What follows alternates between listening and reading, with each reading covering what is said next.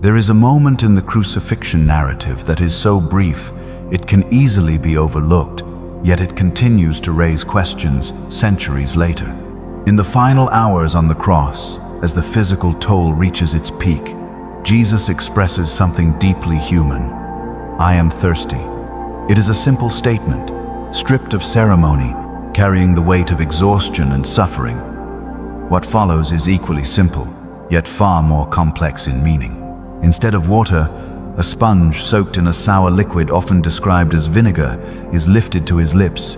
Shortly after, he declares, "It is finished," and the account moves to its conclusion. On the surface, this appears to be a small detail within a much larger event, but the fact that it is recorded at all may suggest that it carries significance beyond the immediate action. The question is not just what happened, but why this moment, of all moments, is preserved. From a factual standpoint, the sequence is clear within the source material. Jesus, in a state of intense suffering, expresses thirst. A Roman soldier responds by offering a sponge soaked in a sour drink. This act occurs shortly before his death.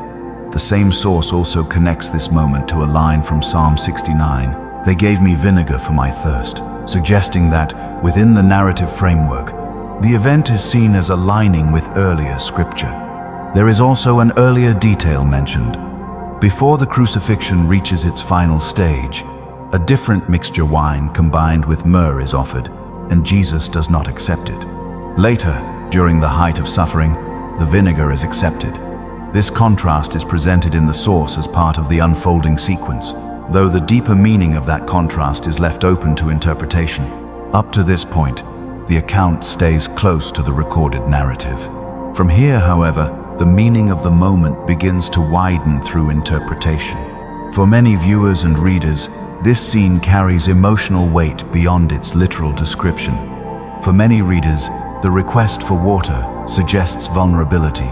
The response, a sour drink, can feel jarring, even unsettling. Some interpret this as an expression of indifference or cruelty within the broader context of the crucifixion, where suffering was both physical and public. Others see it as part of a larger symbolic pattern, where physical details mirror deeper themes of rejection, endurance, and sacrifice. It is important to recognize that these responses belong to interpretation, not direct confirmation. The source itself leans into symbolic language, describing vinegar as representing bitterness both in a physical and metaphorical sense. In that symbolic reading, the sour taste becomes more than a sensory detail. It becomes a reflection of the broader human condition of hardship, misunderstanding, or even rejection. According to this perspective, the act of offering vinegar is not only about what was given, but what it represents.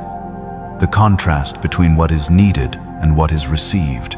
The source expands this idea further by referencing passages from Proverbs, where vinegar is used metaphorically to describe irritation, discomfort, or emotional dissonance. In those contexts, vinegar is not a neutral substance. It is something that intensifies discomfort rather than easing it. Yet, this is not the only way the moment has been understood. Some discussions included in the source suggest alternative possibilities. For example, there is a mention of the Nazirite vow, which involves abstaining from products derived from the vine, including vinegar. Some believe that offering vinegar could have been intended as a form of mockery or symbolic violation. But the same source also emphasizes that there is no direct evidence that Jesus formally took such a vow. In fact, it provides reasons to question that assumption, including references to moments where he did not follow Nazirite restrictions. Because of this, that particular interpretation remains speculative. It is best understood as one possible reading among several, rather than a confirmed explanation. Another perspective introduced in the source shifts the discussion away from symbolism and toward historical context. According to some historians, the sour drink, often associated with Roman soldiers, was a common beverage, sometimes diluted with water. It was practical, widely available, and used in everyday conditions. From this angle, The act of offering vinegar may not have been purely an act of cruelty. It could also have been a routine or practical response, even if it lacked compassion in a deeper sense. This does not erase the emotional force of the moment. Instead, it makes the scene more complex. Instead of a single, clear meaning, the scene begins to hold multiple layers at once. It can be seen as harsh. It can be seen as symbolic. It can also be seen as a reflection of ordinary behavior within an extraordinary situation. That complexity may be exactly why the moment continues to resonate. At the center of it all is a contrast that many readers find difficult to ignore. A human need is expressed in its simplest form. The response is immediate, but not entirely comforting. Whether viewed through a historical, emotional, or symbolic lens, the gap between request and response remains. Some believe that this gap is intentional, that it reflects a deeper message about suffering, endurance, or the human response to what is sacred. Others may see it as a detail shaped by the realities of the time, without requiring additional meaning. The source itself does not force a single conclusion.